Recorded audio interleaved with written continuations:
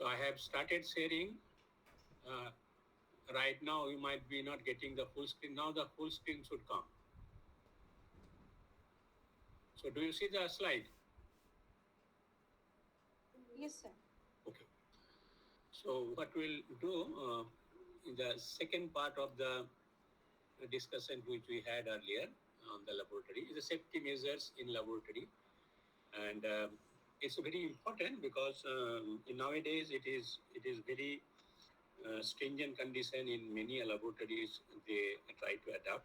May not be in ISS laboratory, but later on also that whenever you are going to get a job or maybe entry into the PhD for other laboratories, they want you to go through this, and those things will be very useful for you. Most importantly, the reason is the safety is very important. So, what are the risks associated while you are working with the chemistry laboratory? Now, one risk is inevitable risk, which is called exposure to the chemicals.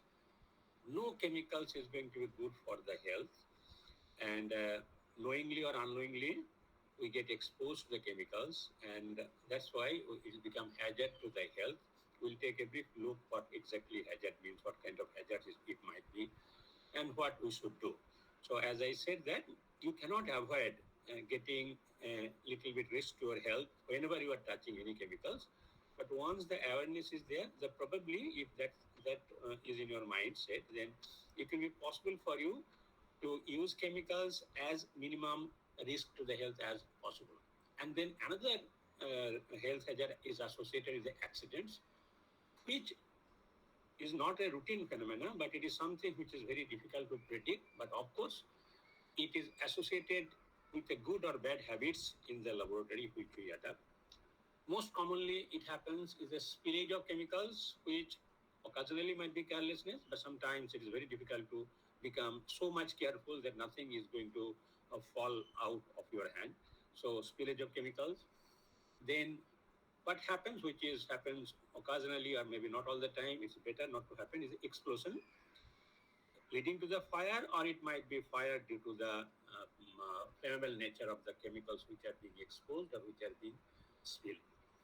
So, what are these are the two ways it can pose a risk to your health, or it can give hazard to the health.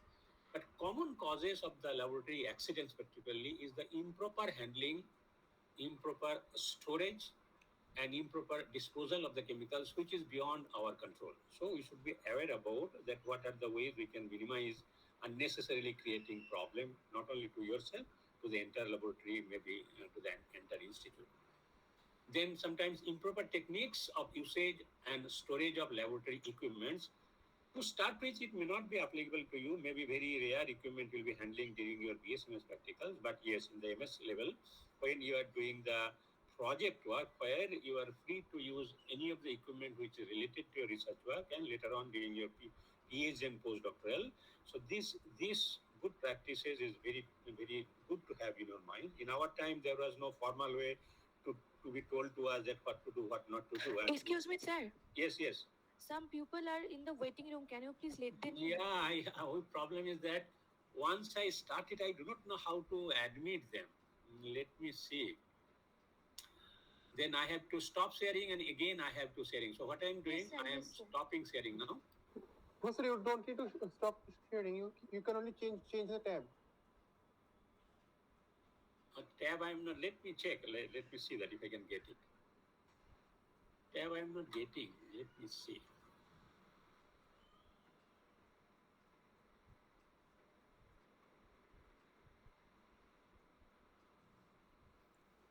Are you being able to see my screen? No, sir, not No, yet. sir, you have stopped sharing. Because I have stopped. And let it come down. Then I'll do that.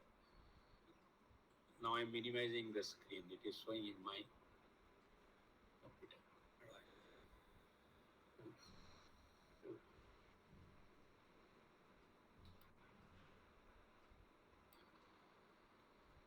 So I have admitted. Is there anybody left out?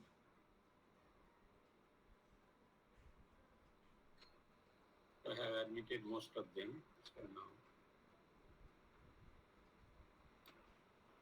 I'll see that where the button is hiding. I'm not being able to admit people while I have sharing the screen. So now I am sharing, right?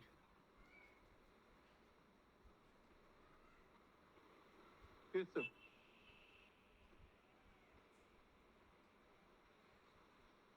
Has the slide come to you? Yes, sir. Yes, sir.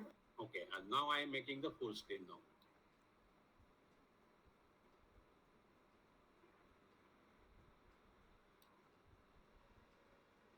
So improper techniques, as I told you, that maybe your BS practical, you may not be needing to use equipment, but certainly one equipment might be, which is called rotary evaporator, depending upon what kind of practical we set for you. I hope that maybe by first week of December, there might be possibility to bring you in person and have the laboratory. Hopefully by this time there is no surge of the COVID.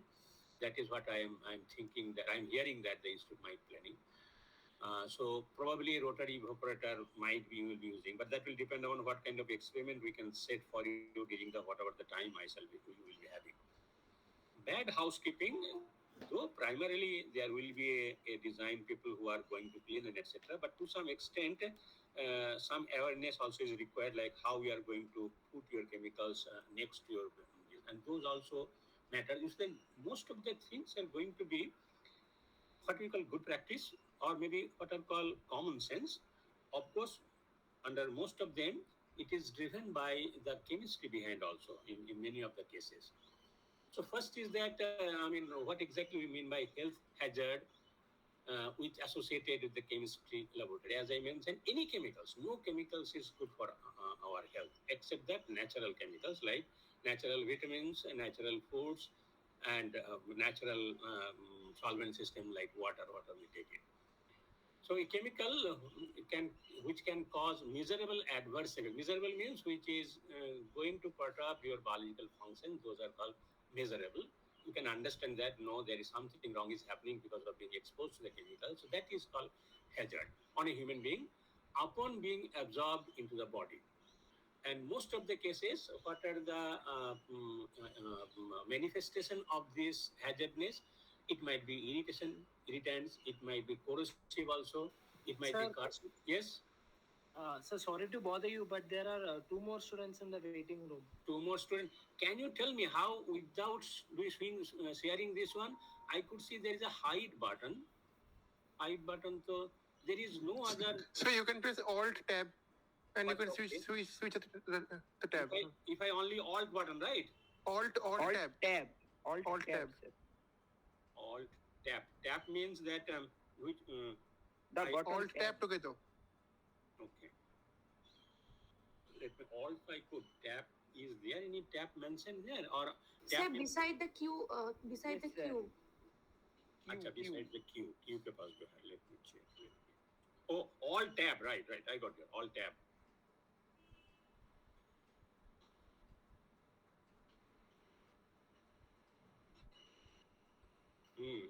I got it. Then it minimized my screen.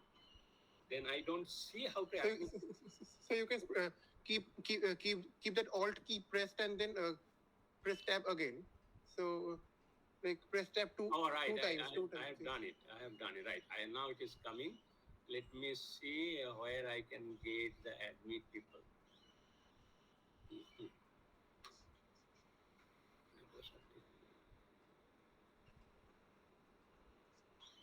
So you can navigate through these tabs by using the tab key. I have done his tab now. I'm not getting the ad. Sir, the fourth number. Sir, the fourth Sir, number. the In the Google Chrome, fourth sir. tab. Say it again. Fourth is Sir, Fourth please tab. press the fourth number tab. So the Google Chrome one, the one it says Meet CHS 2101L. 1, 2. Okay, right. Google Chrome. No, sir, not No, this So one. the no. other one, sir. Other one. Okay. Yes, sir, this one. Okay. All right. You all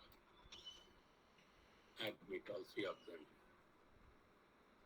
Right. So now I go to the I think this is the sharing mode. Sir, just go to the PowerPoint. Okay. All right. You can see now. Yes, sir. So then what are the hazardness? Now it can be given irritation, corrosiveness, carcinogens, because it may not be immediately effective, means they are going to cause a cancer. Then different kind of sensitizer can hepatotoxicity means is a toxicity of the liver, nephrotoxicity, then neurotoxicity, and there might be toxicity in the reproductive systems also. So these are the various, but these are a few things which has been documented. There are maybe a lot of other things which is not known till today regarding exposure for that. The major concern what happens, it might cause a bleeding, like for example, or it can damage the lung, skin, eyes, and mucous membrane. These are the major known hazards of the health when we are exposed to the chemicals. And any chemicals is hazardous, but particularly those chemicals which there is a statistically significant evidences based on at least one study conducted in according to the established procedure. So there are many cases where those chemicals which people know that we are going to use this routinely, so those have been determined with a validated established scientific principle. The acute and chronic health effects will define what is that. That has been already known when the people employees means actually mostly it has been elaborated by the pharma industries, but it is now extended to the laboratories also. That's why employees has been used. So it's a workers. Whoever is it might be student, it might be a employees also for that. And how exactly there are various kinds of measurable quantities which are available for most of the chemicals. And those quantities we should be aware about. So there are two parameters. One is called LC50, called lethal concentration 50, which means that the concentration of a material on the basis of which has been based on the laboratory test, which will kill 50% of a group of test animals when they are administered with this amount of the material, usually within 1 to 4 hours. So these are called lethal concentration. Generally, the lethal concentration is expressed in parts per million by volume for gas and vapor materials, or microgram per liter in air also, like some of the suspended particles in the air, or milligram per cubic meter for dust, mists, and gases or vapor, right? So these are the LC50 values. Those are determined for majority of the cases. So if we know lower the value, more hazardous it is to the health system. Then there is another parameter which is defined as an LD50, lethal dose 50. It is actually determined on a specific testing on animals. A single dose exposure to which in the laboratory test will kill 50% of the test element. So it is usually expressed in milligrams or grams of the material per kilogram of the body weight of the animal. So LD50 is actually a specific dose. So here also, lower the value, major concern is regarding the health hazard of that particular chemicals. Then the hazardous effect of the health might be acute or it might be chronic. By acute means that immediate adverse effect on the human being or the animal system. Generally, it is done in the animal and it is extrapolated that it might happen to the human being also. So, moment there is a severe symptoms is developing, just once exposure, immediately exposure, a crisis will come. But there are cases where initial exposure to the chemicals to the health system do not give any measurable adverse effect.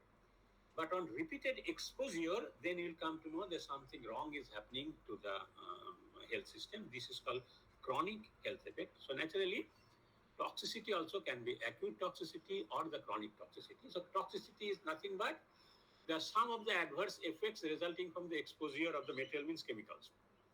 Generally, it can be by mouth, by we are not supposed to take it though, but you never know. There are different ways it come. Accidental also come. So the mouth, skin, and respiratory system, means through inhalation. So when we are the intake of chemicals to the biological system can be done two ways. Number one, accidentally, and number two, purposefully. Purposefully, when we want to assess the effect of the chemicals on a animal system or even a living system, particularly when we are going to study want to study the effect of the therapeutic effect of a chemical. So this administration is called administer, right? The route of administration, and route of administration can be through mouth, called oral. It can be dermal, means through skin. It can be inhalation also. Sir, Yeah. Yes. sorry to bother you again. Some people are waiting from then till now. Actually, admit all switch is not working, I think. Okay. So why? Please admit them Let me see. person to person. It will not give you a moment you are going to tick that, like I am giving again admit Yes, all. sir. I think admit all is working, but they are not in. They are waiting from then to I now. check then. I Now think- I have put admit all, whether all of them got admitted or not. 1 second, sir. Yes, sir. I think this time this is working. They got it. Right? Yes, sir.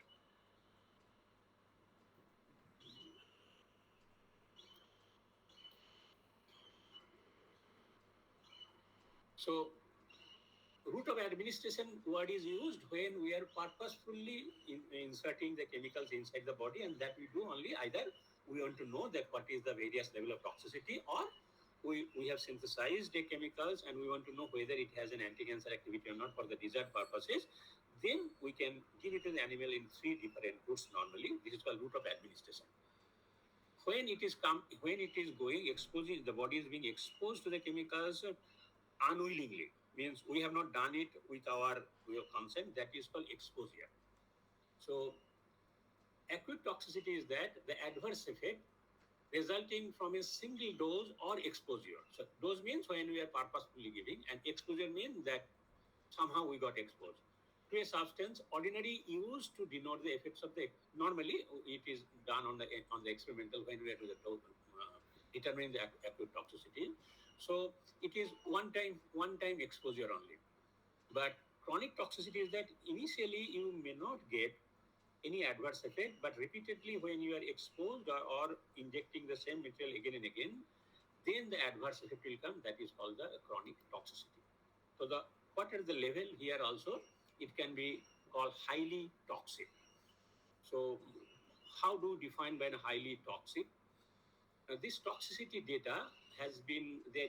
There is an organization called OSHA, Occupational Safety and Health Administration. This is the globally recognized regulatory agency, and there is another regulatory agency also. The Washington State regulators, they identify the MSDS, Material Safety Data Sheet or Safety Data Sheet. OSHA is an organization. Even when you are purchasing or selling any equipment, for each and every scientific aid or devices, whenever it is being brought to the market, it has to have the approval of the OSHA. Depending upon the end use or depending on the make of the device, OSHA has certain parameters, and that's the reason whenever you are procuring any equipment, then you look for that one. Has it been approved by the OSHA? Normally, it is for the laboratory. I do not know. Routine homework ke liye to people are not that much concerned about, but maybe before it comes to the market, it is been tested the parameters whether it is complying or not. But when you people are going to procure any equipment for your laboratories, and there are a lot of vendors are supposed to show you the certificate. If you claim it, they show me the OSHA certificate. That OSHA certificate, all the parameters it is fulfilling. So this is called Occupational Safety and Health Administration. So they have decided that what could be the alarming level of the toxicity if suppose some chemicals here somehow got into your mouth. That is called oral route, it got into the body. So then called LD50. If it is 50 milligram per kg or less, when administered to the albino rats, right? Normally it is all done in the rat, and that is extrapolated to the human being also.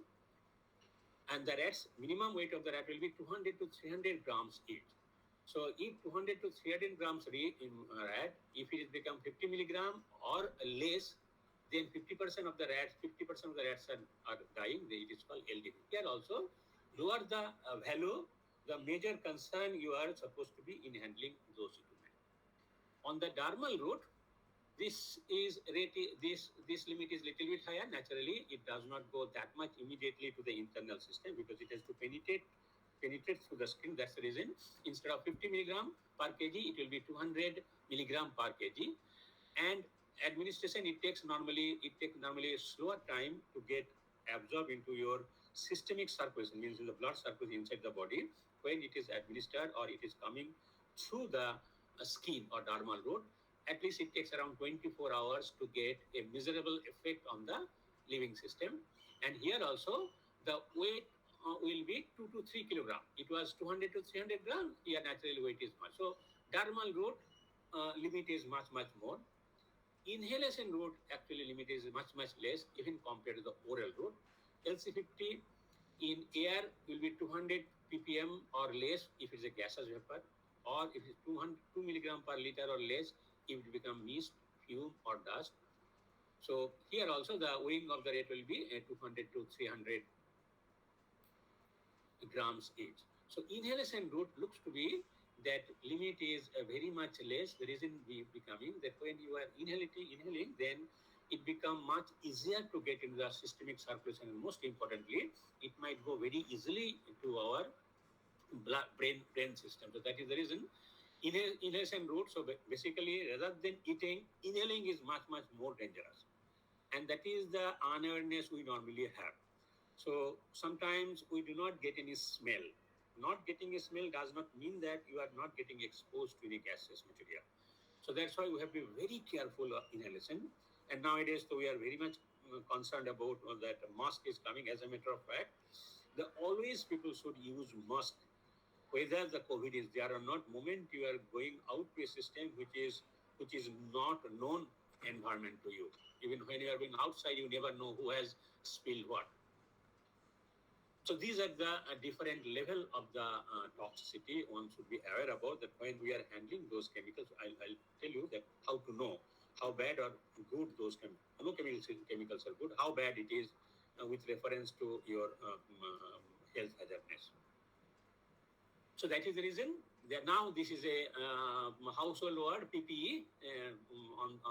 Thanks to COVID, we could come to know what is PPE.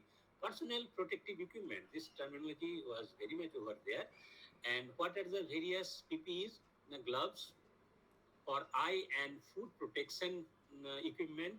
Eye is in generally goggles. It might be simple eyeglass also, but better to have a protective glass.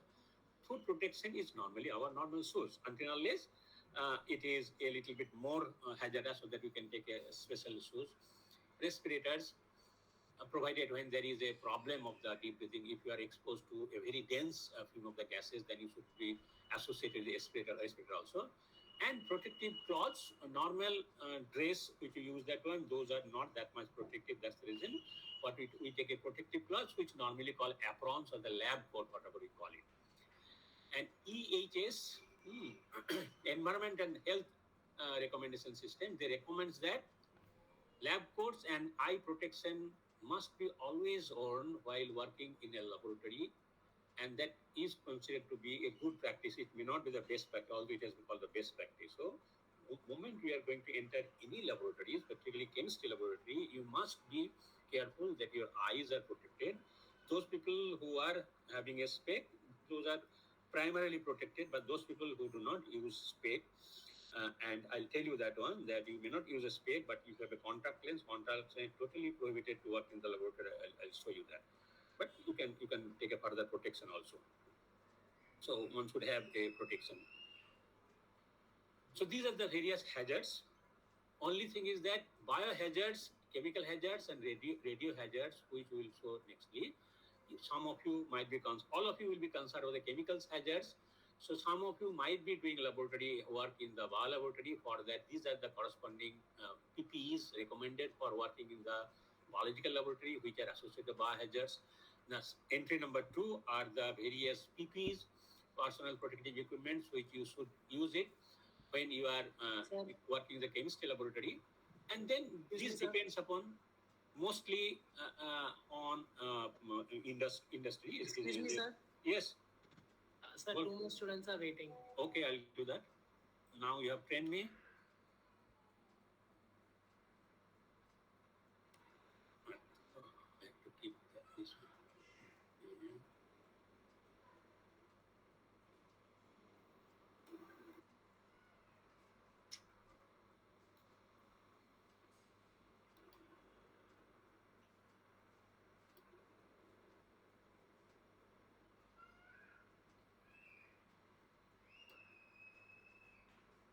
Yes, I have admitted all of them. You tell me when they are out. outside. So all those things may not be related right now to you, right? But this would be available with you. So whenever you are working in a different kinds of environment. So next is radio activity. Some of you will be working in the biology laboratory. Occasionally, you have to carry out an experience with the radioactive chemicals. So then you have to protect yourself from the radiation. So BSL labs normally is recommended for highly infectious laboratories. They use radiation also. Like there are separate kind of apron and that lead made gloves. So that lead is a very good filter of the radioactivity. So this is only for those people who will be working in the biology experience. Not all the biology experience. Sometimes you have to use a radio level substances while carrying out a biological experimentation. So personal protective safety equipments, all labs must have the responsibility. What I'll do, I'll not explain everything. A particular important portion of the slide, I'll try to explain you. Most of this thing is going to be common sense, but in some cases it is very much driven by the underlying chemistry. May not be hi-fi chemistry, but that chemistry also we should know. Like as had been mentioned, lab mates have the responsibility of properly using these equipment. So MSDS will come later on, called Material Safety Data Sheet. The MSDS data sheet provides you the information that what particular PPE one should use when you are handling these particular chemicals. In general, whenever anybody is entering the chemistry laboratory, particularly weight chemistry laboratory, should be equipped with lab coats equipment, wear the lab coats, completely cover shoes, not chappal, right? Not open shoes for that. Repeatedly, I will show this one because the very reason for it. Suppose something spill out from your hand and goes to your foot, then your skin will be damaged. Not only that, sometimes the bromine goes there, it will completely corrode your hand or the foot. Safety glasses, there are various varieties, kinds of safety glasses. Actually, those glasses which is going to, so when you take what is the difference between ordinary spectacles and the safety glass? You see that in the ordinary spectacles, the top, bottom, and the side, they are exposed. Only which is protected is the front view because the glass is there. So, moment there is an exposure of the vapor will come inside through the top side and side also. Most importantly, when there is a spillage of the chemicals, or maybe break-in and there is a splitting of the chemicals, they might come to your eye contact through those passages. That's why it has to be side covering. That's the safety glove. And gloves, always you should use a gloves when handling the chemicals, but sometimes it becomes very difficult to work with a glove. But at least when you are handling a corrosive chemicals, acids, alkalis, bromine, and other pyrophoric chemicals, it is better to wear the gloves. But once you get used to that, then you will feel comfortable in using all those things. As I told you, that eye protection, depending upon what kind of exposure you are having. So generally, safety glass is this prescription glass is actually normal glass. Safety glass is normally required, which is going to protect you. Entire eye is covered from the sidewise also. So the possibility of something coming in is going. Lucky remaining things are special kind, like splash means where you are working in laboratory, a lot of this exposure of the light will come. So, and maybe facial. So these are different kinds of glasses. Generally, entry number 2 is recommended for routine chemistry laboratory, as has been mentioned over here. Avoid use of contact lenses in the laboratory. But for those individuals who have already got used to the contact lens, then in addition to that, you must use the safety glasses. But I will suggest that you must consult your doctor, because the reason is like that there might be some gaseous material which can be exposed to the laboratory environment, or you might be generating when you're doing, and once it touches your eyes there might be irritation. So that only doctor can tells you that whether you should rub your eyes. That is the reason repeatedly it will be put in a red mark or the bold ways that avoid use of contact lenses while working the laboratories. So those people who have the contact lens, so before you are going to work in the chemistry laboratory, at least once you consult your doctor that what I should do in case I have a wrong feelings and etc. Because this is something chemistry will not help you to understand that what protection you should do. Like I told you, I will not go details, that this is called impact glass, right? This is going to give a completely protection for. So depending upon what kind of work you are doing, so your PPE also is going to be, yes, what are the forbidden for chemistry laboratory? Half shot, right? And you see all of these things, you might feeling that one, that unnecessarily our personal freedom is going to be affected, but nothing like this one. When I was at U, we were not aware about this thing. We used to enter in the laboratory with a chappal and etc. And it's not like the sodium pieces has not fallen on our foot. Fortunately, nothing happened. It is for those only. Yes, you are not supposed to wear open toe shoes. You are not supposed to use sandals. You are not enter the laboratory chemistry with shorts, completely full sleeve shorts. Contact lens, I told you. And a respirator, people who are depending upon the respirator all the time, they have to be a little bit careful. As has been very vividly mentioned over here, it is strictly forbidden to wear contact lenses in the laboratory. But you have no other way, but suggestion is that you must talk to your doctor before entering a laboratory in which very routinely you are going to expose to the chemicals, because there are certain things which is beyond your control, what kind of vapor is going to come. Skin protection, depending on again what kind of intensity of the work.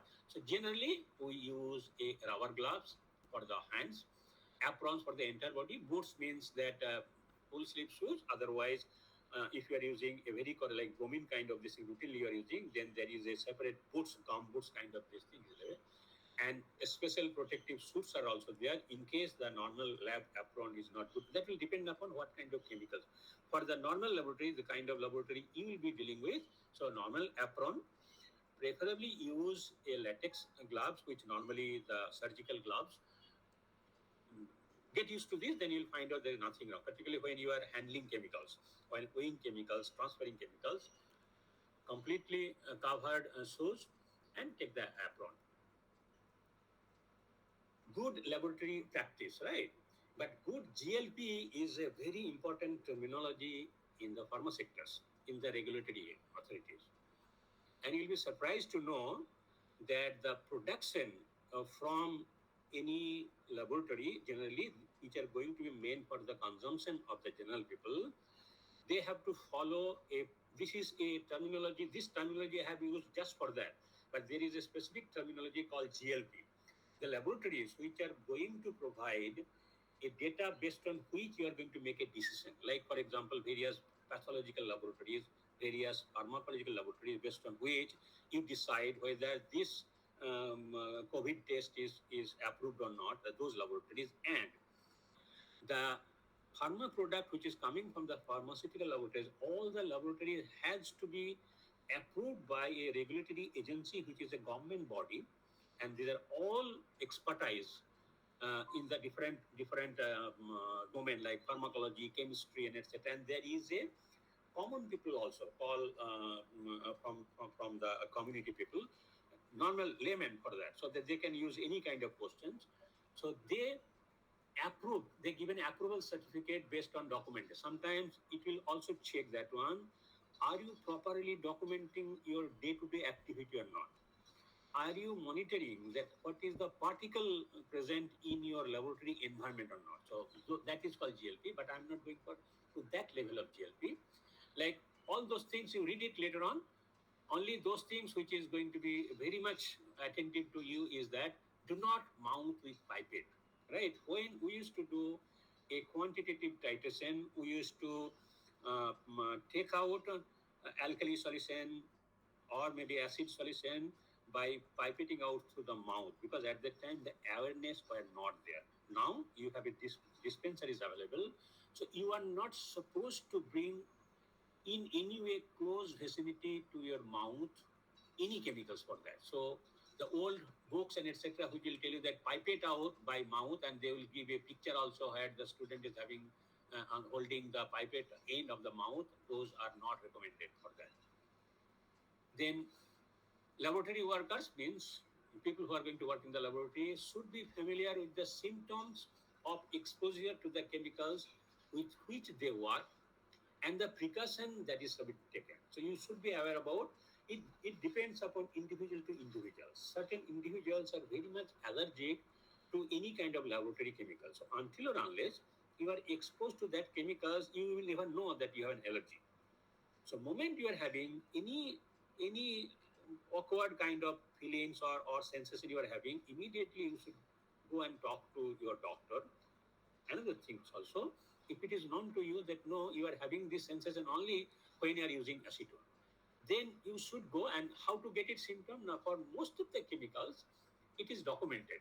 But as I mentioned, that what kind of infection will take, what kind of symptom will take place will depend upon individual also. So not all the things are known, but you know that this kind of symptoms generally takes place when somebody is exposed to this kind of chemicals. And what are the precautionary measure can be required? Those are there. But unknown cases, then it is best thing is that whenever you are getting any wrong effect on your health due to working in a laboratory, even if it's a suspicion, immediately you should go and consult the doctor, and you should tell the doctor that I went to the laboratory and etc. etc. Doctor will be able to tell you that what kind of precaution you should take. But there are certain things which are available, and you'll will come to know shortly. Right, your responsibilities. As I told you, do not pipe it with mouth ever for that. Right, even thinking that it is water only. But anything which you are getting in the laboratories, everything is poisonous. You think it and treat that way. Even you are not supposed to take your drinking water and your eatable inside the laboratory. There must be some place outside the laboratory in which the possibility of getting absorbed the lab air is not there in your drinking water bottle or your food. So you are not supposed to carry your food stuff and your drinking water bottle inside the laboratory because it's beyond your control. Don't test or smell any chemicals. Like those old textbook files say that moment you have a sample, you try to smell it, you try to taste it, etc. No, we did it, right? But those are completely not recommended after 1990s when a documented evidence are there, the health hazard of the chemicals. There is no testing, no smelling, right? And which mostly the student particularly working in the, even other people also do that, but this is carelessness, right? Should not do. You are not supposed to dispose anything in the drain. So don't, whether casual, so you should not have this habit at all. So there are ways and means for disposal for that one. So discipline, these are called part of the discipline for that. The discipline is the most important thing to avoid your own health hazard and not exposing to your friends and the lab mate also due to your wrong practice for that. So nothing should be put into the drain. Although I'll tell you something, people are telling wash into drain and etc. But nothing should be put into the drain. And don't play mad scientist means that do not make, even jokingly also inside that one, the Kisuko put a piece of sodium or put a sodium hydroxide inside maybe the salt. Don't do that because that may lead to a very fatal. That's the reason it says that don't play a mad scientist. Don't make any joke in the sense of by putting something in somebody else's hand or the body and etc. Don't ever do this. And I mentioned this appropriately means that you should ensure that your entire soft tissues should be covered. Preferably wear a full sleeve shirts, right? And those should not be a fancy shirt means that which are very much prone to catch a fire. Preferably cotton made. And on the top of that, you wear all the safety protective equipment like lab coat and goggles and full sleeve shoes. Most important, these are all your responsibilities. Before entering a lab, you must know there are common safety equipment which should be available in the laboratory. First thing one should do, where are those? One is that there is a eye wash basin for that. It is one particular place. So in case, suppose due to some reason, some spillage takes place, immediately go over there and rinse your eyes for that. Similarly, fire extinguisher, there are some blanket in case fire normally doesn't happen in small laboratories. And most importantly, one should read the chemical safety information which is provided called material safety data sheet. I'll show you one or two representative examples. As a matter of fact, any chemical bottles which is being procured from a reasonably reputed, creditable manufacturer or maybe vendor, at the top of the bottle there will be a sheet of paper which chipka rehta hai, with a glue, it is stick to the bottle. That gives, although very small font, a brief all the details which are the toxicity and etc. for that. So this is called material safety data. Otherwise, it is a public domain information. You put MSDS, any chemicals, whatever the chemicals, it is known in the literature, you will get it from the net. So for those people who are routinely utilizing certain chemicals, it is better you should be aware about that. Otherwise, generally, in the lab also, for the common chemicals in the laboratory, that MSDS dataset should be available. It should be responsibility of the lab. Now, what are the major measure you can take? So major, your health hazard related to handling or working the chemistry laboratory will come how we are handling the chemical, how we are storing the chemicals, and how we are disposing the chemical. So, and majority of these things are driven by a basic chemistry knowledge. As I told you, the material safety data set, read it properly. So it says that one, there are some pictograms. It says that familiarize with some pictogram which will give the hazard code so that you don't have to read it. Moment from a distance you look at this thing, you'll come to know after this is the problem. So these are called pictograms, right? Like when this picture is there on any table or any bottle or any laboratories, on the door means there is a biohazards. That means there are infectious strains are there, so you should not enter that laboratory at all. You are not. As a matter of fact, most of the biology laboratory, other than the approved personnel, any Tom, Dick, and Harry can enter, which is only in the chemistry laboratory. That also should not be there. Then this represents a corrosive. You see that what is happening? That there are two test tubes, as if you are putting something. So it tells you the corrosive. This so that as if something is breaking all of a sudden. This is called explosive. That means this is an explosive nature. This is a sign of the high flammable or highly extremely flammable F plus or F. This in general harmful or irritation. When a plant will be given there without having any leaves, means that one it is dangerous to the ecosystem or environment. So you are not supposed to throw that chemicals indiscriminately. Almost similar to the sign pictogram for the flammable, but there is a ring over there. This means this is an oxidizing. So there are many chemicals in the laboratory which are oxidizing in nature, but we are not using it for the oxidant. Like hydrogen peroxide is a common oxidant in nature, but hydrogen peroxide is used for various cleaning purposes also, but we should know for that. This is the sign for the radioactivity. Generally, routine laboratory is not concerned about, but biological laboratory or those chemistry laboratory which handles the radioactive material, this sign is there. And in general, toxicity, very toxic material, then this sign will be there. Like the danger sign is given in your high voltage also. So generally what happens, it is given in such a way that color as well as the sign so that you don't have to read it. From a distance, you can do this is different way, little bit more elaborately, the ionizing radiation, flammable the same thing, biohazard the same thing, toxicity same thing. Only thing is that when this sign is there, is a caution because a lot of things is not known. The note of exclamation means there are a lot of things which is unknown. And this become chemical weapon. Generally, chemistry laboratory is not there, but there are certain laboratories called DRDE, Defense Research Development Laboratories. And there are chemistry laboratory, there are physical laboratory also, there are biological laboratories also, like Gwalior is there, Lucknow is there are various places. APJ Abdul Kalam, I have talked about him due to some reason, like our earlier honorable president.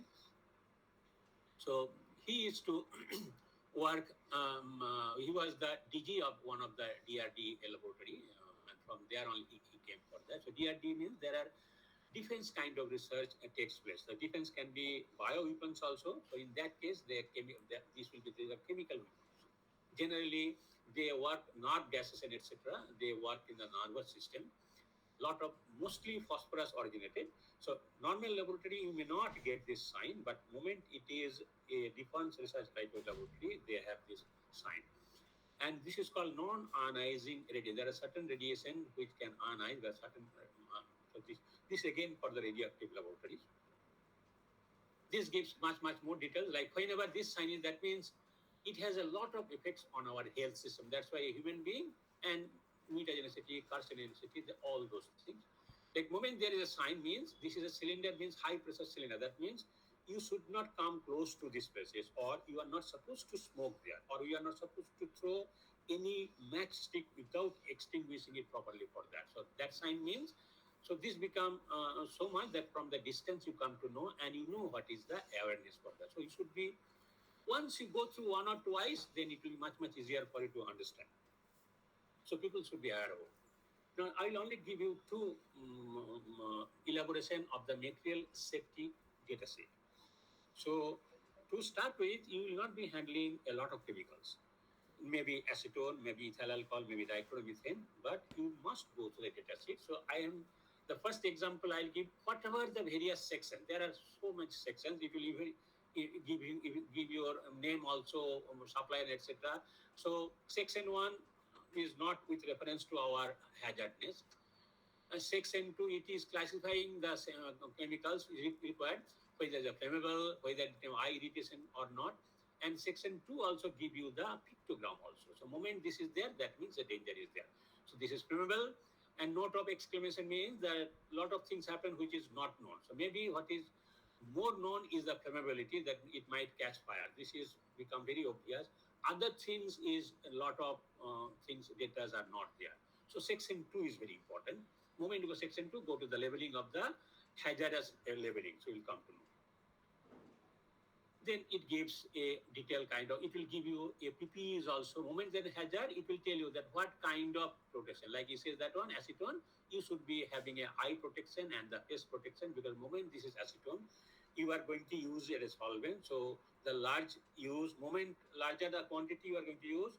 So more is the casual in your approach in transferring and using the chemicals. And most importantly, acetone being a low volatile in nature, it will automatically evaporate, and that might come in contact with your eyes. That's the reason it says that eye protection. Then it gives, as I told you, the precaution. If you are by mistake inhale, what you should do. So these things are provided in the MSDS. So moment you got any, if it is not to that extent, but whenever you are facing an accident, the situation may not be for you that let me go through an MSDS dataset, but in some cases it is possible. So better will be those chemicals which are very routinely daily using. So right from the beginning, you go ahead and try to remember some of the things, like in case a lot of things spill on my hand, then immediately what precaution I should take it. So these are provided in these things. Right?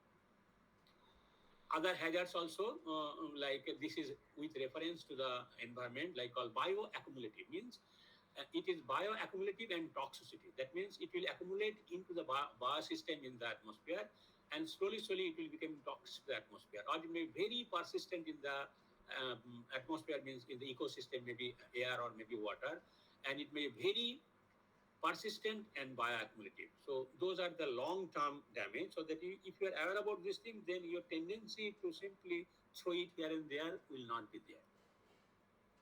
Then this is also in general information, is not required.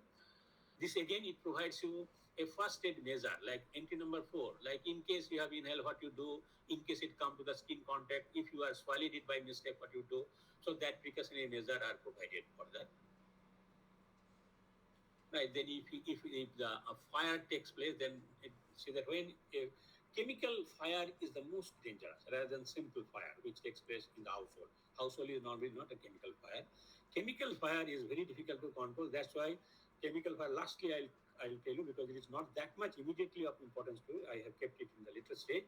Chemical fire in the chemistry laboratory has been categorized as different categories depending upon the chemicals, and its mode of extinction, mode of handling also depend upon what kind of chemicals were there.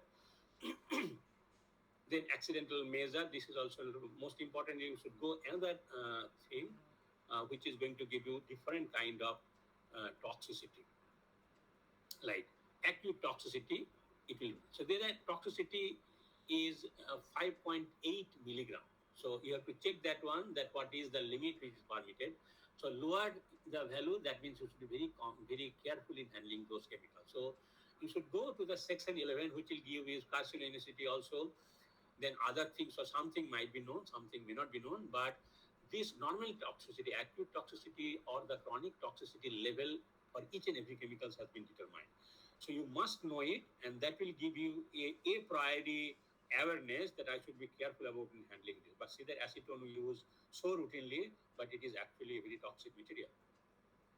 Then this is the toxicity, is a long-term toxicity. Reproductive, as you said, data is not available.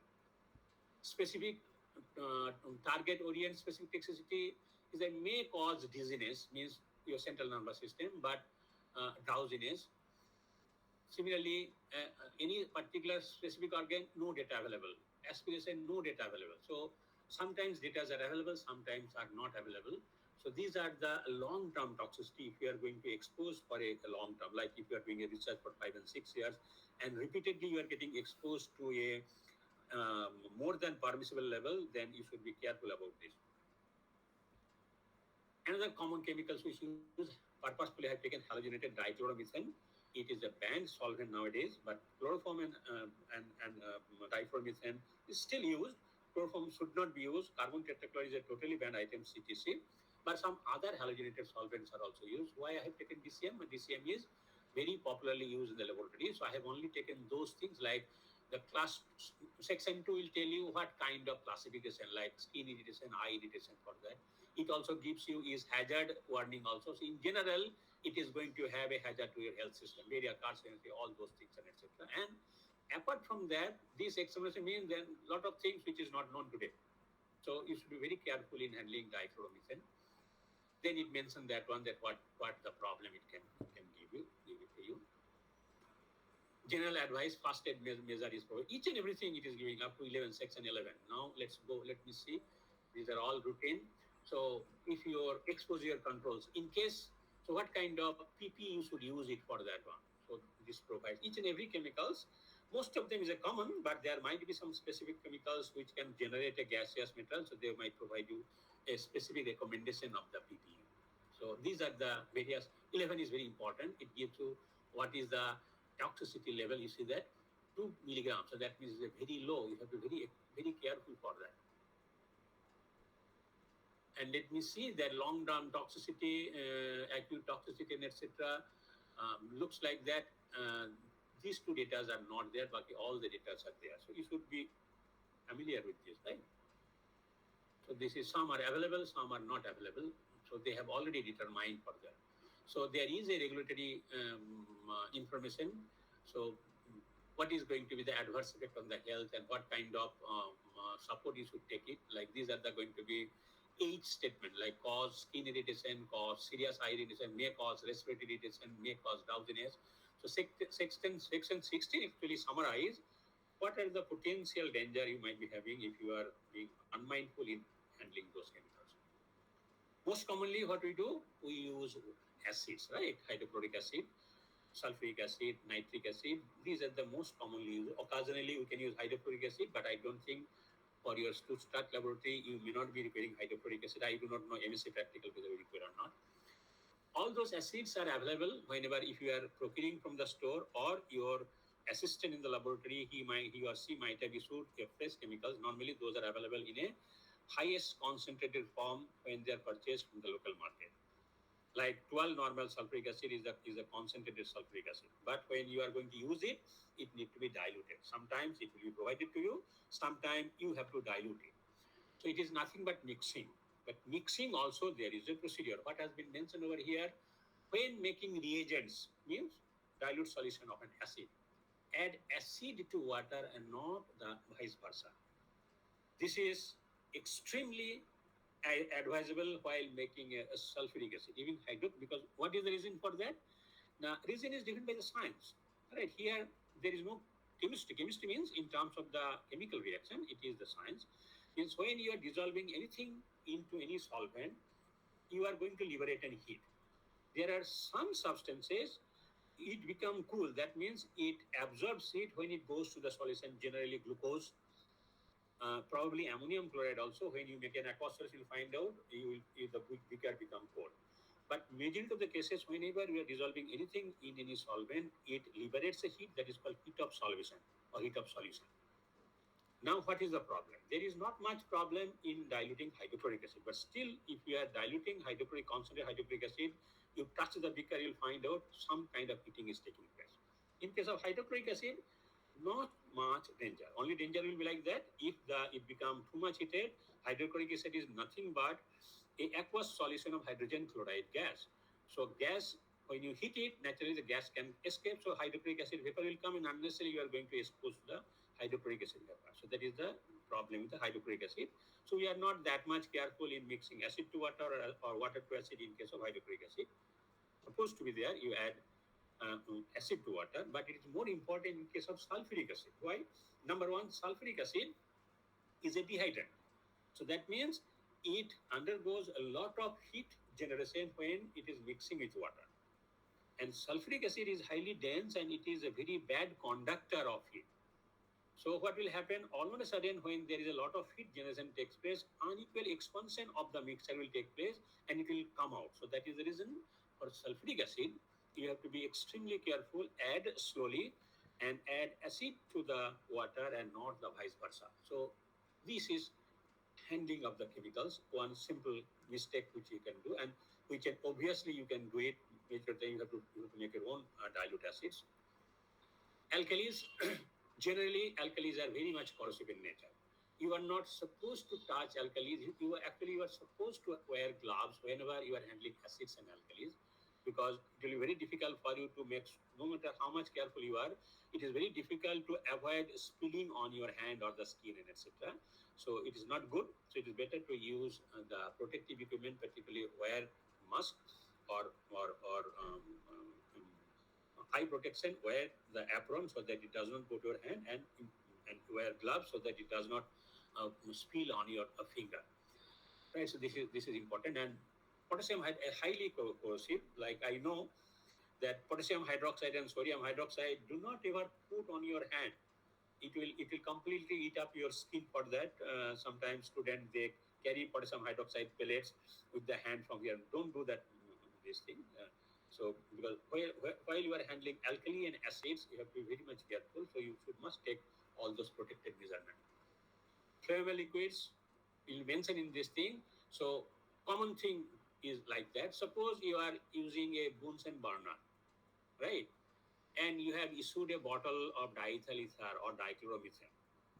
So it will not come into, until unless this you read it properly, it will register in your mind. So do not keep any material which is a flammable close to a heat area. Heat area is going to be Bunsen burner, or heat area is going to be hot plate, right? So there are for the heating purpose, there are a lot of hot plates are kept in the laboratory. So we'll come back again for that. So these are the most important thing I wanted to discuss. But other things, you read it once at least. You should read it. Again, toxic chemicals. Do not suck chemicals with mouth. Repeatedly, it is telling for that one. You are not supposed to take out chemicals by sucking, by using your mouth for that. And hot material should not be poured into the sink. Actually, nothing you should pour into the sink. Particularly, sometimes maybe it's at the fine. You pour down the sink, nothing will happen. But not hot material. What will happen? There might be a violet spattering inside this drain pipe, which will be beneath your lab desk. And if it becomes very much explosive, it might explode also. So all waste, actually there is a specific disposal system, which is another important aspect. All the chemistry student must know. You are not supposed to dump everything everywhere for that. There is called waste disposal mechanism. I'll come back to that. So those awareness are not there when I was at your time for that. Fortunately, we didn't encounter major accident, but many other places accident took place. And majority of those things is because of this unawareness, and maybe people knew, people didn't do that. Another major accident takes place by handling and transporting of the chemical. Although to start with your BS laboratory, you may not have to handle this one, but when you are doing a research in your MS laboratory, you will be issuing material from the store, and major accident takes place when people are taking the material from the store and walking from the store to your laboratory. So what has been highlighted over here? The bottle should be carried with both hands. One in the beneath the bottle, another hand on the top of the bottle. One on the neck of the bottle and other underneath. Neck means what the top of the bottle. Do not hook. So there are many bottles where there's like solvent particle. There is a hook made of the glass only. Do not hook a finger through the glass, which we used to do initially, and then our senior told no, that is not the way, because there was no formal education at the time. They could come to know when their senior has told us. So there is a ring, particularly solvent bottle, 2.5 liter, petroleum ether, or even your hydrochloric acid bottles also. You are not supposed to hook it with there is a hook over there. So that has been done because in addition to holding it from the top, you have a scope to hold in the top. There it should be on the bottom also. There has to be allow. So there is another reason also. If you are carrying it, then it will allow to dangle while being transported, and that will give a spillage and might be heat generation for that. So never carry or attempt to pick up any bottle from the cap, which very routinely we do in our house.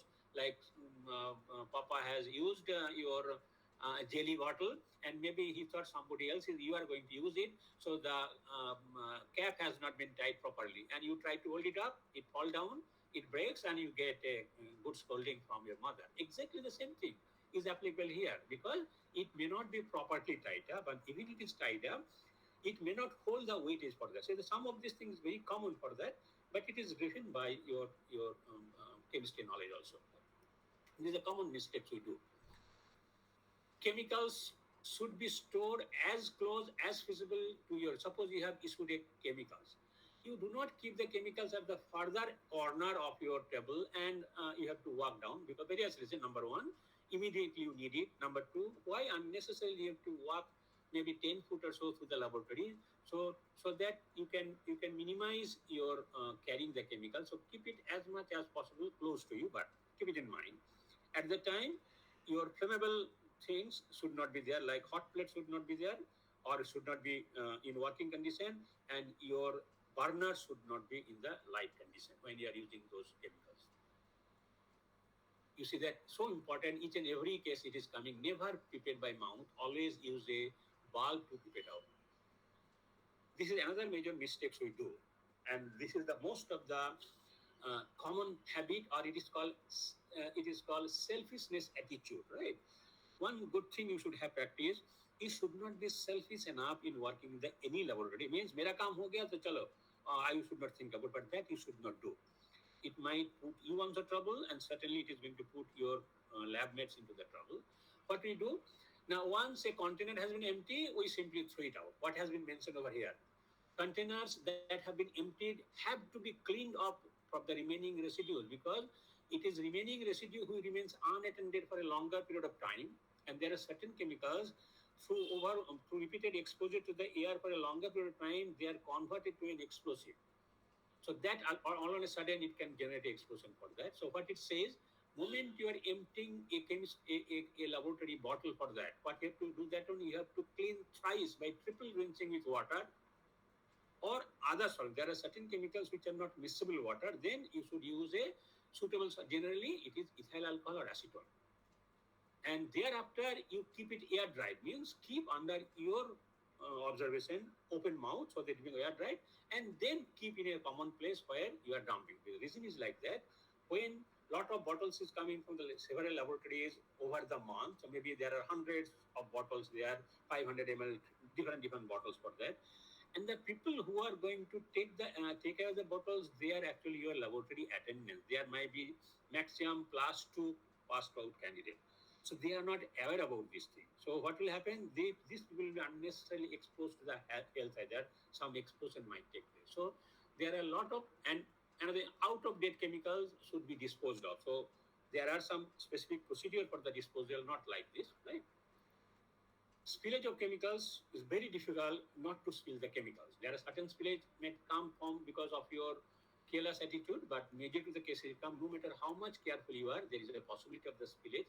An accident can happen. Under all circumstances, when you are handling the chemicals, moment you are handling the chemicals, spillage is inevitable. Sometimes it may not happen, sometimes it might happen. So you should be always protected. So laboratory coats, safety glass and gloves should be always there, particularly gloves for those chemicals which are called like acid, alkalis, bromine, etc., or maybe some other chemicals which are really corrosive.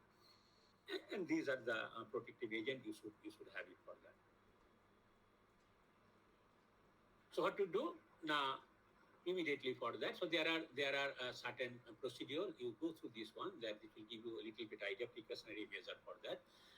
It is always advisable that whenever there is a spillage of chemicals, irrespective of its quantity, if it is very small amount, that's different thing. you must report to your lab manager. I mean, there might be some person, supervisory person for that. In case you are working in a bigger laboratories, like when you go to the industry, then there will be system in place that is called security officer. You must the emergency center or emergency officer for that. And try to locate it and try to earmark it for that and choose proper protective equipment for that. To start with, you may not be have to that much careful, but only thing is that in case there is a spillage is there, you must try to ensure that your friends do not come in contact with, because he or she does not know that something has been spilled over. So this is what to do. If the spill presents an immediate danger, that will depend upon what kind of chemicals you are handling. Then leave the spill site and warn others and control the entry to the spill site. So what you have to do, then you close the labs and if possible, try to make well ventilated, try to switch off all the electrical and etc. because the vapor might catch fire and etc. Like it has been mentioned over here. So go through all those things. Only the important things is there that in case you find or know this is going to be very dangerous, then turn off electricals at the mains, not at the switches inside the laboratory, because you are not supposed to touch any switch laboratory because there might be spark over there. You do not know what kind of gas are going to be generated. Best is that main switch which is available outside the lab or maybe immediately entering the lab for that moment. Normally this is applicable to when a large amount of the chemicals are spilled, but you should be aware about this. As I told you, when there is spillage of chemicals, there might be its own vapor is going to come. There might be that it react with the moisture present in the laboratory or some other ingredient present in the moisture in the laboratory with which it will react and generate the vapor. So what I have, you read each and every, what I am to emphasize upon you is that never assumes gases or vapors do not exist because, or are harmless because there is no smell. Actually, those might be much more dangerous. Carbon monoxide doesn't have a smell, although there is no reason to have a carbon monoxide generated in the laboratory unless you are doing some experiment which are supposed to generate the carbon monoxide. So be extremely careful. That is the reason whenever there is a spillage of chemicals, you must not forget to have a mask for that, apart from the regular protective devices for that, so that you minimize the inhalation. Generally, it says that whenever the small quantities, like entry number 2, what do you do? Now, something you are supposed to take care of immediately for that, which is possible also. Small quantities of chemicals or other materials, what you can do, or mineral materials. So you can spray clay, dry sand, or other towels, right? Or sometimes you say that one you can wash it out, but is a general tendency that wash it out. But what it says that you can wash it out for the small amount, provided water will not cause any additional damage. For that, you must consult the MSDS datasheet that if this is the chemical spillage and can I wash with water.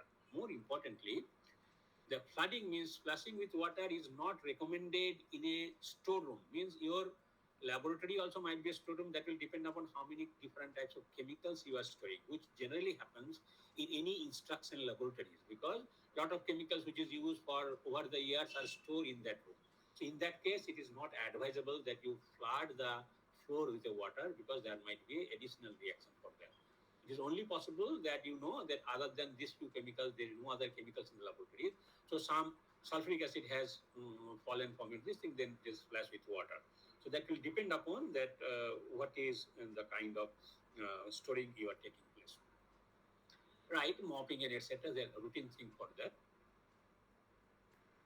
Solid also, the same thing for that. You read for that, not much to be much concerned about, so that I can highlight over you. You go through this, how to do it. Mercury is the, although routinely there is no reason why you should be handling mercury, but there is one source of the mercury, which is the thermometer. I'll come back to this one also. Mercury is the most dangerous for that, and mercury spillage is the very difficult to handle for that. So this is the way you can handle the mercury, if possible. Do not, and the major cause of the mercury spillage is going to be our thermometer. That's the reason nowadays that do not use the glass thermometer which normally is provided to the student, because then the chance of breakage will be over there. Use Teflon coating thermometer so that it will not come out from this thing. And in case there is a possibility of the mercury spillage, then you have to use nitrile gloves. So that possibility of penetration of the mercury, small amount of the mercury globules to your skin is going to be much, much less if you take a normal glove for that. And moment there's a mercury, for all the laboratories where there is a possibility of the mercury spillage, there will be mercury spill kit, so that should be available. So in general, you should not be concerned about until unless you are using a glass a thermometer. Then you should be careful how you are storing the thermometer.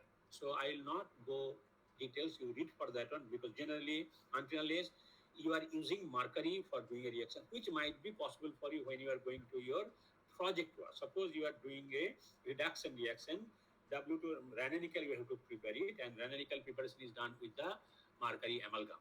Mercury, sodium amalgam means you have to take sodium and mercury and then the amalgam, and that used as a reducing agent for the nickel chloride to make ranenical. So for that you must know that how to do that. So for that, what it says, whenever you, the mercury is is a liquid material, is a liquid metal. So and what you have to do, you have to always use a tray and then do the work, so that in case there is a spillage, it will not. And once the mercury drops, now it will go immediately to the entire floor. It becomes very difficult to control the mercury spillage.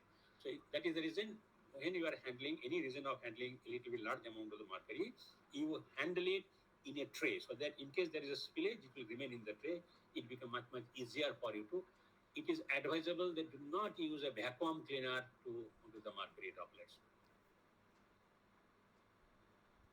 So storage of chemicals is important, although probably to start with you may not have been concerned with, but again, if you are doing a research laboratory which is in the MS level, you have to enter the research laboratories, and it will be your responsibility to issue your chemicals. So storage also for that one. Chemicals which might be reacted, which can react together, should not be or generate dangerous fumes, should be handled properly or stored properly. Liquids should not be stored near heat. Again, if it's a liquid material, you should be very careful. Most of them are common sense. This is driven by the chemistry. You should know that acids and bases should not be kept together. There should be separate storage cabinet for the acids, separate storage cabinet for the acids or alkalis also. Right. Waste material. This is a very important awareness for any person working. You are not supposed to dump anything. Nowadays, if you go to the airport, or even not only airport, go to the any mall, you will find out that one there is a dustbin properly labeled. This is called recyclable. This is this is a food item, and etc. Awareness is coming. Something you can recycle, and something is that you indiscriminately put that one, so that they can mix with each other and generate something detrimental. So organic material, there is separate disposal. Organic materials with halogen, there is separate disposal. Inorganic materials, separate acids, separate disposal. Bases, separate disposal. Although this is an organic material, but this is only applicable to the biology laboratory, because ethidium bromide is used for the staining of your biological sample and etc. Normally, it is biological laboratory. Ethidium bromide is not general chemistry laboratory. And prior to disposal of the waste, if you are disposing anything, you must dispose it in a label container. You are not supposed to use anything unlabeled, and you are not supposed to dump anything in an unlabeled container. For this is a good practice. You should have it. Generally, we do not care about, so we dump it in a bottle which is not labeled properly. So that you should not do, because later on it will be very difficult for people to dispose it properly. Hydrofluoric acid, normally people do not have to use it until unless you are using it. It's extremely corrosive, but routinely you use nitric acid concentrated, so it should be in a glass bottle. Halogenated solvent should be in the glass bottle only. You are not supposed to issue a dichloromethane or 1,2-dichloroethane with your plastic container. Many people even do not know that.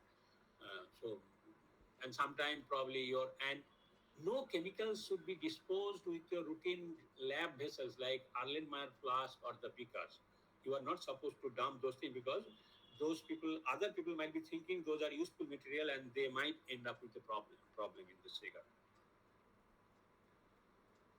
Right, there are some, I'll show you now, and this you should be color code, you must be accustomed to this one. There is an instruction for sorting out disposal of the chemicals, which sticker we should be used. So these are the popular sticker, and is a universal sticker. Purple sticker for inorganic materials, blue sticker for inorganic bases, red sticker for the inorganic acids, black sticker for organic. So that broadly it is categorized into two cases where there is no CH bond, generally inorganic compounds, and there is a CH bond means organic compounds. So inorganic compounds also like neutral material, inorganic material like probably what do you call that, some kind of complexes and etc. Purple sticker. Blue sticker is inorganic bases, then organic inorganic bases, inorganic acids. Black sticker is in general organic compound that might be organic acids also. Green is always should have been deep red because halogenated solvents are the most detrimental, but due to some reason means they want to tell you that one you have to be more green minded, means you have to be very much careful. So it should be dumped in a stick, in a bottle in which there is green label, so that those people who are going to come and collect the waste material, they are not educated for that one. So only they'll look at it, they may not even know how to read it, the label.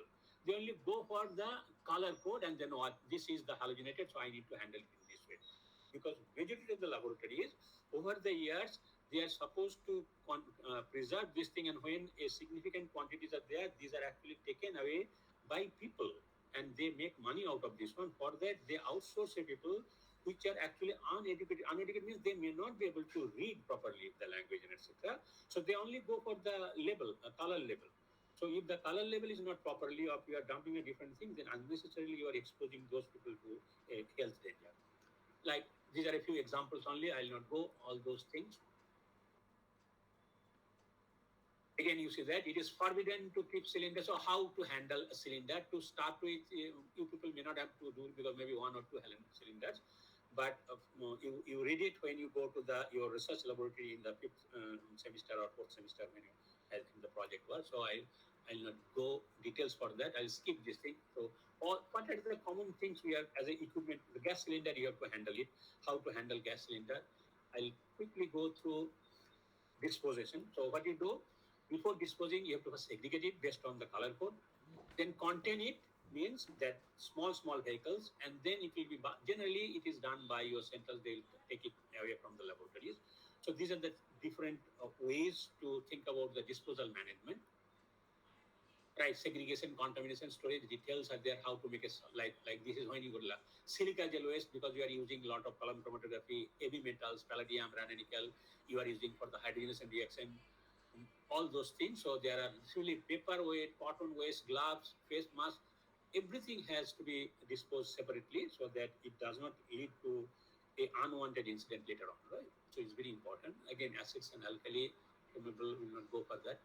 There are certain chemicals which are toxic and generate toxic gases. So these are the few things to start with. You may not have to like, but sodium borohydride, potassium borohydride, sodium cyanuric acids. When you are using in the research laboratory, you should be aware about those things, right? I'll so go through this one. I'll take only the important thing. There are certain solvents which on long storing generate a peroxide, and diethyl ether nowadays is not used for that. But when I used to work in your ISS laboratories, so we used to issue the diethyl ether is a common solvent organic chemistry laboratory, and each of the student has to have minimum 2.5 liter of diethyl ether. And diethyl ether, when it is stored for a longer period of time, it generates peroxide, and it is a aerial oxidation, continuous oxidation. And sometimes what happens, it becomes, if lot of peroxides among quantities much more, moment to open the bottle, it will even explode also. So diisopropyl ether is not routinely used, but some cases it is used as a very good solvent. So this is much more dangerous. So there are certain solvents which generate a peroxide containing solvent. Then these are all allergic chemicals. You go through this. Yes. There are certain incompatible chemicals, and you say all driven by your chemistry. Like when you are storing acetone or dumping acetone, you should be careful. Acetone should be stored in a place where there is a chlorine gas and bromine gas. Why? Now, acetone will chemically react. All those things, incompatibility of chemicals is driven by the chemical reaction which they can undergo. So these are already earmarked for this. So that it tells you that those chemicals should not be stored together. Those chemicals should not be disposed together also, because then your dumping ground will have an explosion.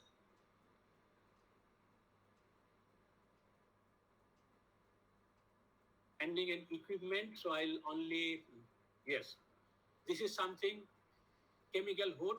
Nowadays, you are not supposed to do anything. outside the hood. So when you'll be entering the laboratory, you'll find out there is certain box-like of things which has a very good ventilation system, but you must also know how to use the hood properly. As I mentioned, conduct all operations, means all handling of the chemicals should be inside the hood, not only hazardous, it should be anything. No, you should only outside the hood, only you should do your writing. Other than that, any handling of the chemicals should be do inside the hood, but still we do not do it. You don't do it, try to follow it for that one. Then keep all the apparatus at least 20 centimeter back from the face of the hood, and also 20 centimeter from the back of the hood. So how to handle the equipment also is very important. Most importantly, which generally happens in most of the laboratories, even research laboratories also, this is not a dumping ground. You are not supposed to throw a lot of chemicals in the hood. Then you are replacing the effective working area of the hood, number one. Number two is that a minimum amount of the air should be present inside the hood, so that this air, when it is sucked out, it is taking equal amount of the bad air from the laboratory. If that air space is blocked, then actually hood will not work in its sufficient capacity. Only bare minimum things should be stored. So it should not be used as a storing aisle. And go through other things. So you must know before working a hood what you should do. Then handling of glass apparatus you will be using for that. Most importantly, do not use any irreparable, any broken grab apparatus for that. Don't become cost effective over there, because it will create an accident to you. Will get your hand cut. Moment there's any broken glass apparatus, immediately dump it. You do not have to think about the cost of the laboratory, cost of this thing. Health is the most important thing. And do not use glass bottles or liquids having vapor pressure above 100 degree Fahrenheit or 38 degrees centigrade, because it might explode. So you should read other things also. Now, sometimes what you do, you have to make a special design apparatus. Maybe you have to make a T connection. You have to make a particular this thing. What you do for that, you issue a glass tube from the store and do it. What it says that one, clean all glassware before sending for repair or the workshop. Why? Now you know what chemicals were there, but the people who are working there, they are not the chemists. So what they do normally, they hit the glass and blow it with their mouth. So if there is some toxic material or some chemicals there which will generate a vapor, unnecessarily those people will be dangerous to health for that. So it is your responsibility whenever you are giving any glassware to repair in your workshop, you are supposed to wash it and clean it. Even if you are issuing a fresh glass apparatus like tube and etc., you must wash it and then you give to the. Otherwise, they will tell you that you are supposed to wash it, but sometimes they may not be careful that much. They will never put any cracked glass apparatus under vacuum. So never evacuate a scratched, cracked and itched glassware. Operation vacuum may not be much useful for you to start with, but be careful when you are using vacuum pump, when you are going to the practical in your MSc practical for that. Right, I'll skip those things. Right. Desiccator, use it very properly. Desiccator has to be a glass desiccator. It has to be properly greased. Right. Otherwise, it will not act as a desiccator for that. Gas cylinder again, I'll not do. Let me go quickly to those things. Yes, housekeeping means the spillage. It should be immediately your responsibility to clean whenever the spillage is taking place. If it is becoming a large spillage and etc. beyond your capability, immediately you are supposed to call the concerned security officer or whatever the call on their responsible person. And as I told you, there are certain common area like electrical panel, eye washing system, fire extinguisher, chemical storage cabinet, fume hood, and etc. Those should not be blocked. That should be unblocked. So like you should not keep anything where there is an eye wash. You don't need every now and then. You need it when there is an accident. So you might be thinking there is enough space. Let me put my reagent bottle over there. But don't do it when there is an accident. Then you will not be able to use it for that. So those areas, important areas, should be always free. It should not be blocked at all. It's a common sense. Fire safety, so always is there, right? Whenever you are trapped for that one, so you should follow this one. I will not go that details. Yes, as I told you, fire due to chemicals is the most dangerous thing. Even firefighting people also get a special training how to handle chemical fires. See that chemical fires due to chemicals are categorized into this category depending upon what kind of flammable liquids were there. So you should be aware about these things so that you don't try to distinguish the fire when it is beyond controllable limit. Immediately what you can do, you can try to take fire extinguisher. But sometimes carbon dioxide is not, it is mentioned that when you are going to take CO2, only for type B and type C fire only, not all type of fire. Right? So, yes. Safety methods of working. All you should do for that. Once you should read everything. I will not repeat that, and whatever I feel that it is important for me. So you must go all the safety. This is your responsibility. If you are using any ladder which you are not supposed to take, but moment suppose you have to reach a high height for that, use only approved ladder so that there is no accident over there. Right. Most importantly, consider each and every electrical wire as a dangerous material. You consider each of them is a live wire for that. Never at all touch the electrical wire and never try to fiddle with the electrical. Consult the concerned electrical. You are not supposed to go and fix your electrical related things in the laboratory because you never know what kind of danger will be there. Always remember the location of the first aid. The first thing you are entering the lab, you should know where is the washing system, where is the first aid box, and etc. Where are the safety equipment and etc. Gas burners should not be left unattended. You have put, generally nowadays Bunsen burner is not provided with a routine gas connection. You will be having LPG connection, but suppose you have used the Bunsen burner, you are not supposed to leave the place as long as the burner is lit. If you are leaving, you should switch off the burner for this. Similarly, hot plate should not be kept on when you are not near the hot plate. You are going out, and no flammable item should be close to the Bunsen burner and close to the heating area for that. So this, you must read each and everything for that, right? Right, you must read each and everything before read for that. I thought that everything is important, so I have not highlighted for that. Why? I told you that chemistry education is going to be very useful for that, but chemistry education should not be at the risk of your own and other safety or the health system, because we do chemistry to improve the people's life. You are going to learn chemistry doing the practical. Why? Because learning this chemistry will help you become a chemist or use the chemistry knowledge to make various material. When you're a material scientist, you might become a physicist also. So inherent objective of learning, getting the laboratory training and chemistry is that you are going to use it for the good purpose for that. So that is the reason why you should risk your life when you are doing anything related to the chemistry.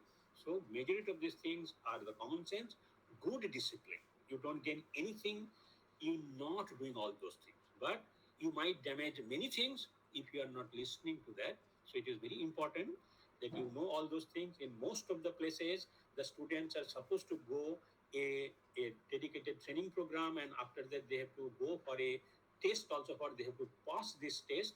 I do not know whether this kind of formal thing is available in ISCS or not, whether ISCS has, because ISCS very lately it has gone to the teaching mode where a large number of students are going to work in the laboratory, where the possibility of exposure and the possibility of risk is much there. So probably as of now there may not be a documented manual which is called laboratory safety manuals, but these slides will be useful for you. It may not be in total useful for you or required for you when you are going to do your DS laboratory, but it might be useful for you when you are doing your master's project work or later on when you are going to do the PhD work, right? So I'll fix for the routine classes for tomorrow and day after tomorrow, and probably this tutorial class I'll take the routine class and I'll fix the time for that, but I'll give you intimation, right? So that's what I thought that I'll discuss with.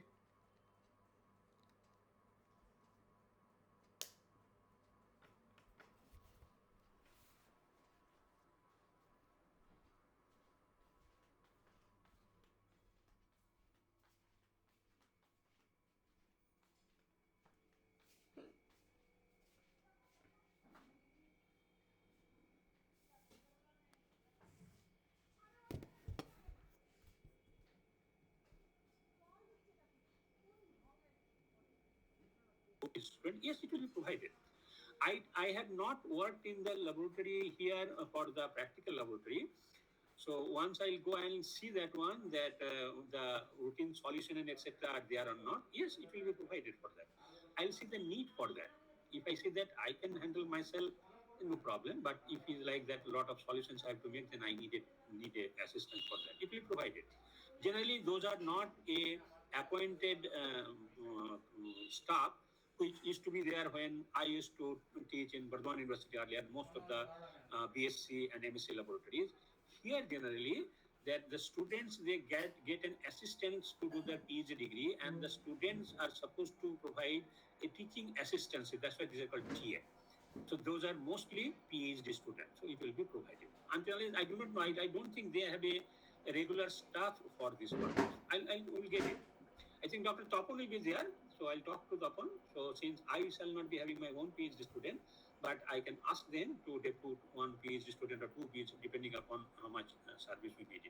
It will be provided. You don't worry about it. The only thing is that you be disciplined in the laboratory, is because it is for your own good, and unnecessarily unwanted thing does not happen.